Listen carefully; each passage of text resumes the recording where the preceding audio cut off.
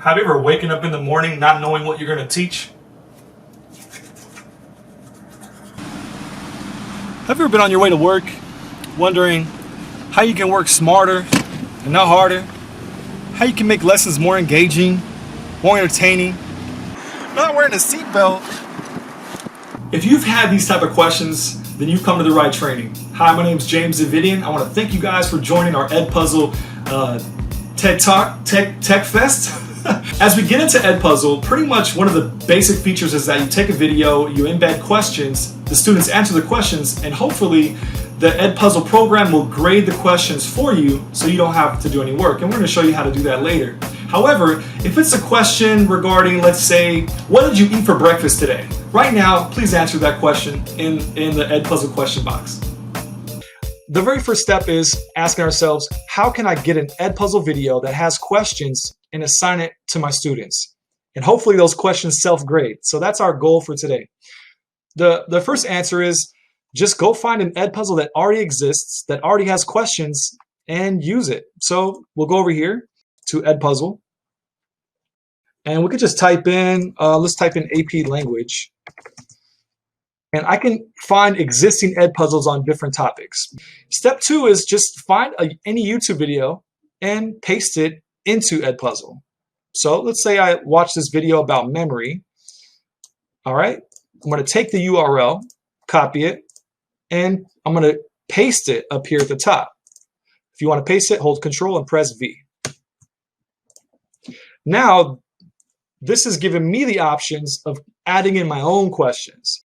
Okay, whether we find our video on YouTube or whether we go to Edpuzzle and search for a video, we can find Edpuzzles that are already created. So let's choose this one about Macbeth, and I'm going to make a copy of it, and I'm going to watch it, and then I'm going to click this edit button over here. Now, I'm not going to do any cutting or voiceovers. I'm just going to go right to the questions. Now, let's say I look at some of this person's questions, and I want to edit this particular question. Click this little pencil right here. We can add in, William, because obviously we want to put in the entire person's name. William Shakespeare's shortest play was written in, and then obviously we like the answers, but maybe I want to add in another answer, and let's just make up 2020. Hopefully that will, the kids won't pick 2020. We're going to click save. Okay, so, and we're done. Let's say we want to edit a few other questions. We can do that if we really want to, but notice here, this question requires the student to pick all 3 correct answers in order to get credit. If they only choose 2 or only choose 1, they get the question wrong. I think we're good to go. Let's click finish. And we're going to click assign. And this is one of my favorite boxes right here. It says prevent skipping.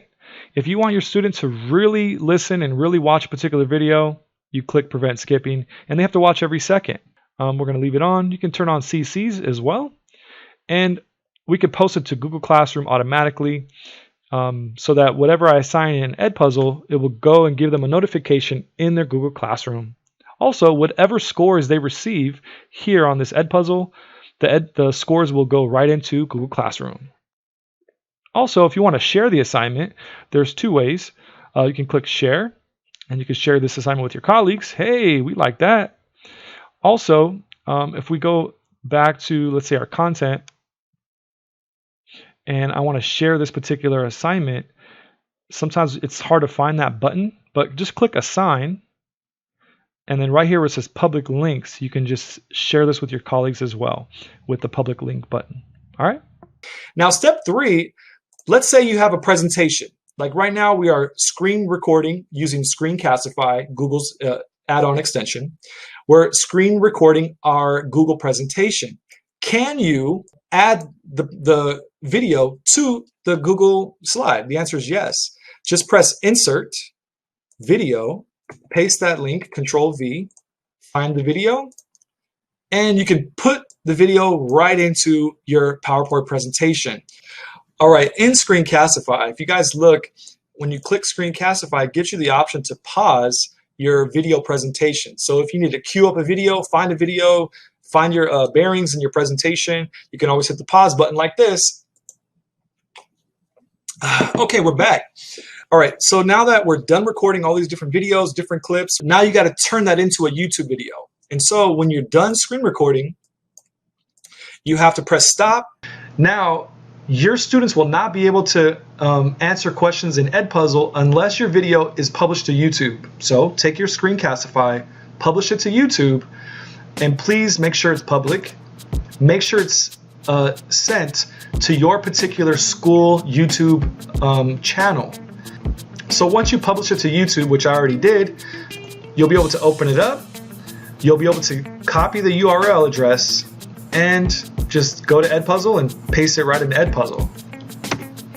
And now you'll be able to take that entire presentation and turning it into an Edpuzzle video. All right?